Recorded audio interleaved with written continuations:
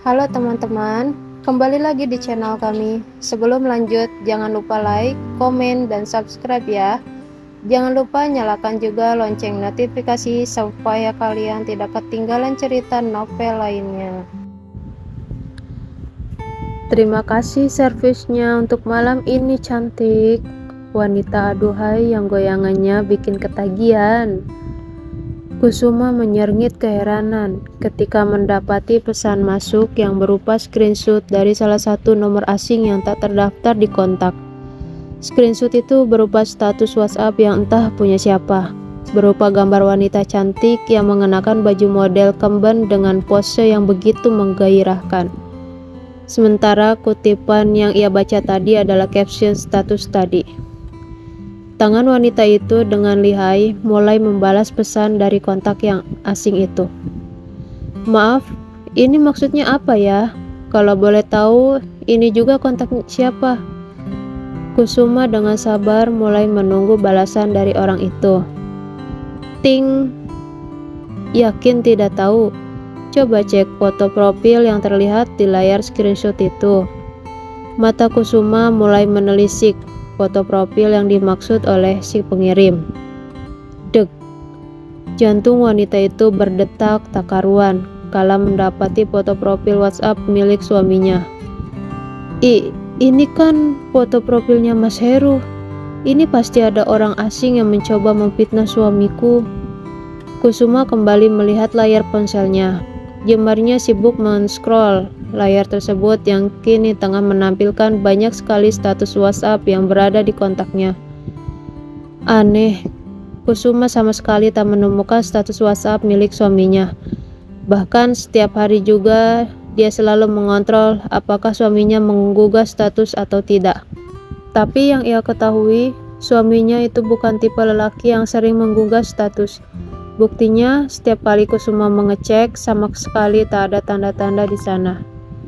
Aku harus selidiki ini semua, jangan sampai Mas Heru main serong di belakangku. Kusuma gegas menuju ke dalam kamar mandi guna mengganti pakaiannya. Kali ini, dia ingin memuaskan suaminya yang seharian penat bekerja. Tentu hanya dengan menggunakan baju kurang bahan. Sudah pasti nanti akan membuat Heru kelepek-kelepek.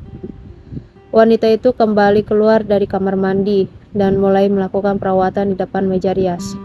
Semoga yang aku pikirkan gak benar-benar terjadi. Mana mungkin suami baik seperti Mas Heru berani mendua. Kusuma masih berusaha untuk berpikir positif. Toh juga tak baik berprasangka buruk terhadap suami sendiri. Saat wanita itu masih melakukan serangkaian perawatan, saat itu juga deru mobil Heru mulai memasuki kawasan rumah. Membuat Kusuma refleks melihat jarum jam yang terpajang di dinding kamar. Sekarang ini sudah menunjukkan pukul 9 malam. Harusnya Mas Heru pulang jam 5 sore tadi, tapi sepertinya pekerjaannya akhir-akhir ini menumpuk.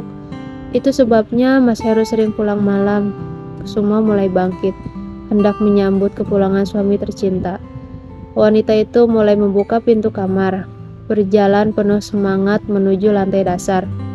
Karena letak kamarnya berada di lantai 2. Mas, kok tumben pulang malam lagi? Kerjaan lagi banyak ya? Tanya Kusuma ketika mendapati suaminya yang baru saja masuk ke dalam rumah. Namun, dahi wanita itu mengerut keheranan. Kenapa tampilan suaminya itu sangat berantakan?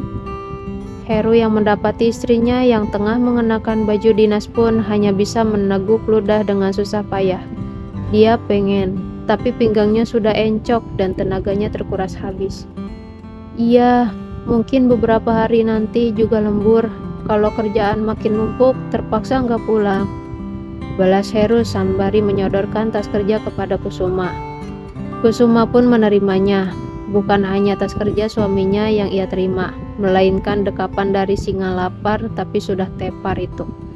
Mas kangen sama kamu sayang. Heru semakin mendekatkan wajahnya. Namun sayang, Kusuma justru mengendus aroma parfum lain di kemeja suaminya. Pada akhirnya mendorong tubuh suaminya saat bibir ranumnya hendak diberi kecupan oleh bibir tebal sang suami. Heru menatap penuh tanya ke arah istrinya. Dia sedang capek, tapi justru mendapat penolakan seperti ini. Kenapa ciuman Mas mau ditolak kayak gitu? Hardik Heru memicingkan mata. Mas ganti parfum. Aromanya beda dari biasanya yang Mas pakai. Tapi kayaknya ini aroma parfum perempuan deh. Bukannya menjawab pertanyaan dari Heru, Kusuma justru balik bertanya. Tubuh Heru seketika menegang di tempat dan Kusuma bisa merasakannya. Namun, buru-buru Heru melepaskan dekapan di tubuh istrinya. Lelaki itu terlihat salah tingkah, tapi berusaha dia tutupi. Ngaco kamu, ini aroma parfum kamu sayang. Mas capek mau mandi terus tidur. Elak Heru mulai berjalan meninggalkan Kusuma yang masih tengah berpikir keras. Mas gak mau makan dulu? Aku sudah masak nasi goreng sama ayam nyiur kesukaan kamu loh. Ucapan dari Kusuma seketika membuat langkah Heru terhenti. Ia sama sekali tak menoleh ke belakang. Sudah dinner tadi sama rekan kantor, balasnya cuek. Kusuma menelan ludah dengan susah payah. Apa dia tidak salah dengar dinner? Apa Mas? Kamu dinner sama rekan kantor? Sama perempuan lain maksudnya? Heru kelabakan. Mulutnya ini benar-benar laknat sekali. Akhirnya dia menoleh dan segera kembali mendekati Kusuma, merangkul bahu wanita itu dan mulai menuntunnya untuk masuk ke dalam kamar. Maksudnya makan malam sayang. Iya kali dinner sama perempuan lain. Memangnya kamu kira masmu ini lelaki gampangan apa? Punya bini di rumah yang super cantik seperti ini kok malah mau dinner sama yang lain. Kekeh Heru mencolek dagu istrinya. Kusuma dibuat kesemsem oleh ucapan suaminya. Sungguh, dia tak ingin lagi berasumsi buruk terhadap sang suami. Keduanya sama-sama memasuki kamar. Heru mulai mendudukkan istrinya di atas ranjang. Kemudian, lelaki itu gegas membuka kancing demi kancing kemejanya hingga membuat Kusuma panas dingin. Mas mau? Dengan malu-malu Kusuma bertanya. Heru tersenyum seraya mengangguk, membuat hati Kusuma semakin berdebar. Mungkin malam ini dia akan begadang bersama dengan sang suami tercinta. Heru mulai menanggalkan kemeja ke lantai. Selanjutnya dia juga menanggalkan celananya hingga tersisa hanya boxer saja. Namun, Kusuma menyerngit keheranan ketika suaminya justru melangkah menjauh dari dirinya. Loh Mas, katanya barusan kamu mau? Tanya Kusuma memicingkan mata. Lah, ini kan Mas mau mandi dek. Kamu ini gimana sih? Gerutu Heru sembari masuk ke dalam kamar mandi. Kusuma yang mendengar hal tersebut lantas membelakakan mata. Rupanya dia sudah salah paham dengan perkataan suaminya tadi. Dia kira malam ini mau dieksekusi. Ternyata tidak sama sekali. Ya sudahlah. Wanita itu jadi merenung di tempat. Biasanya Heru yang setiap malam tak pernah absen untuk mengajaknya memadu kasih. Namun akhir-akhir ini dirinya justru seperti dicampakkan begitu saja. Ya sudah, mungkin Mas Heru sedang lelah. Sebagai istri, aku harus mengerti. Toh juga Mas Heru kerja juga buat menafkahiku, tutur Kusuma pelan. Walau di hati rasanya ada yang sedikit mengganjal. Ia gegas bangkit, lalu mulai memunguti baju suaminya yang tercecer di lantai. Namun, netranya menatap sesuatu yang kontras di sana. Loh, ini noda apa merah-merah di kemeja suami? Seperti noda lipstik. Heru baru saja keluar dari kamar mandi dan membuat Kusuma gegas menghampiri suaminya yang hanya terbalut oleh handuk untuk menutupi bawah pusar sampai lutut. Mas, di kemeja kamu kok ada noda lipstik ya? Kamu ada main sama perempuan lain? Kusuma langsung saja menodongkan pertanyaan tersebut pada Heru, membuat wajah suaminya yang baru saja terlihat fresh itu justru kembali sayu. Seperti ada yang disembunyikan oleh Heru, tapi bodohnya Kusuma sama sekali tak peka akan hal tersebut. Pikiran wanita itu sudah kacau balau. Tadi mendapat pesan yang kurang mengenakan, yang tentu saja berhubungan dengan Heru. Sekarang ia justru mendapati noda lipstik di kemeja suaminya. Kamu jangan aneh-aneh deh, Mas itu capek, jangan diajak berantem dek, tegur Heru yang suaranya sudah naik beberapa oktav. Memang salah Kusuma bertanya demikian.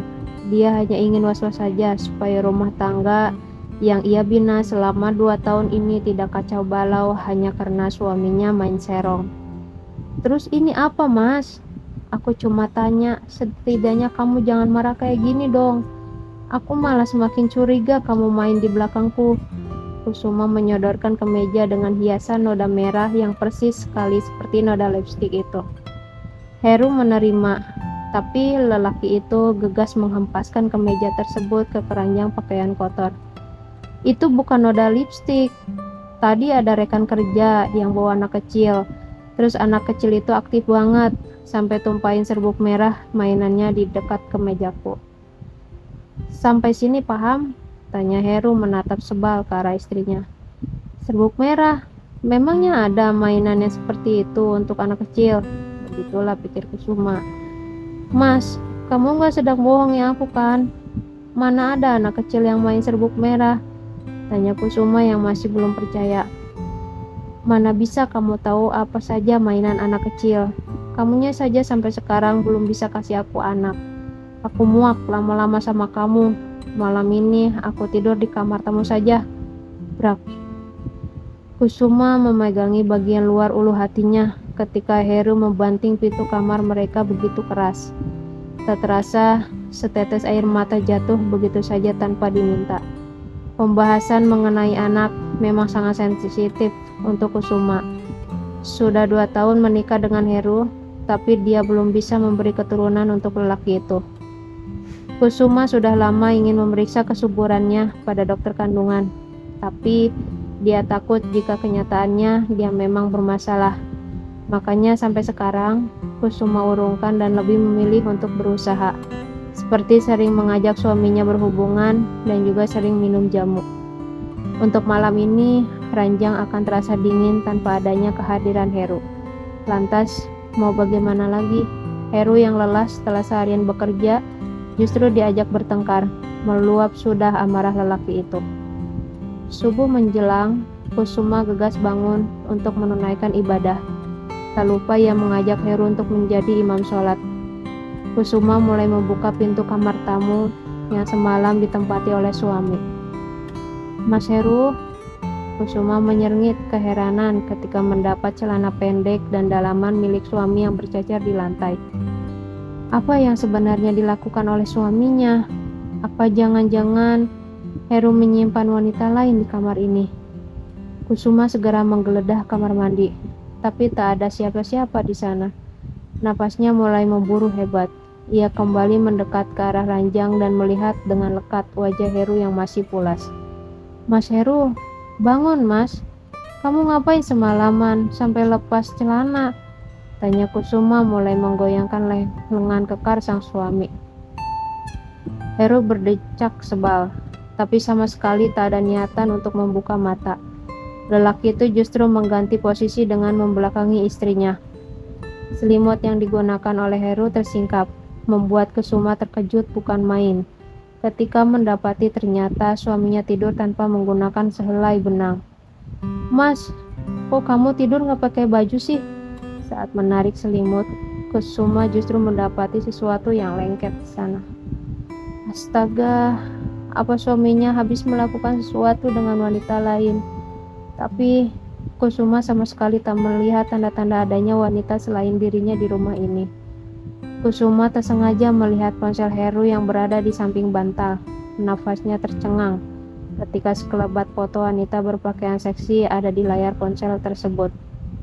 Mas, kamu jangan ganggu aku tidur, Dek. Aku mengantuk sekali. Sudah sana pergi, bentak Heru sembari menyembunyikan ponselnya di bawah bantal.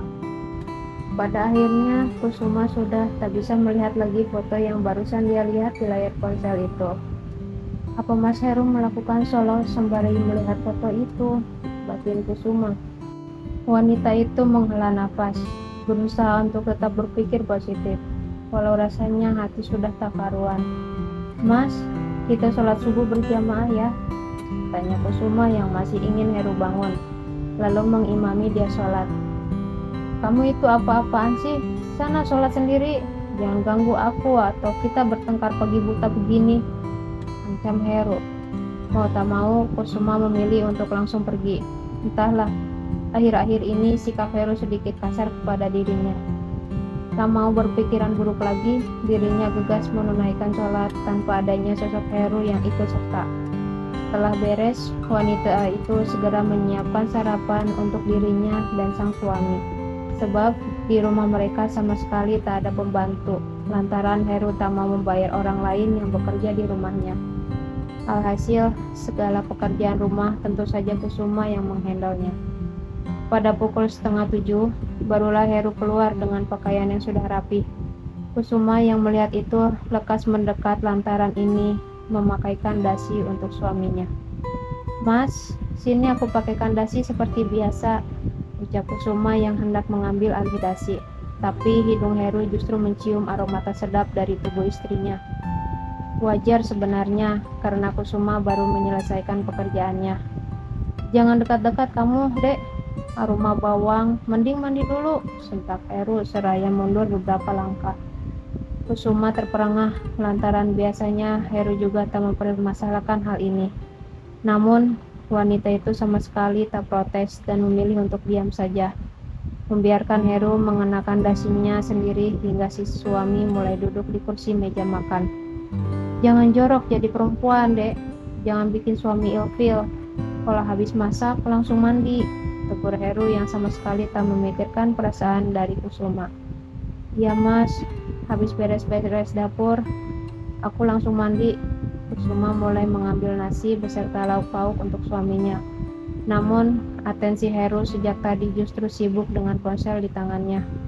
Sesekali lelaki itu bahkan tersenyum hingga membuat Kusuma penasaran. "Mas, kalau mau makan disimpan dulu ponselnya, nanti lagi," tegur Kusuma dengan datar bahasa yang terlampau halus. Heru tersentak kaget, mulai menatap tajam ke arah istrinya karena baginya Kusuma sangat mengganggu kesenangannya. "Malas aku lama-lama sama kamu, Dek. Dikit-dikit komen. Ya sudah, aku mau makan di luar saja," bentak Heru.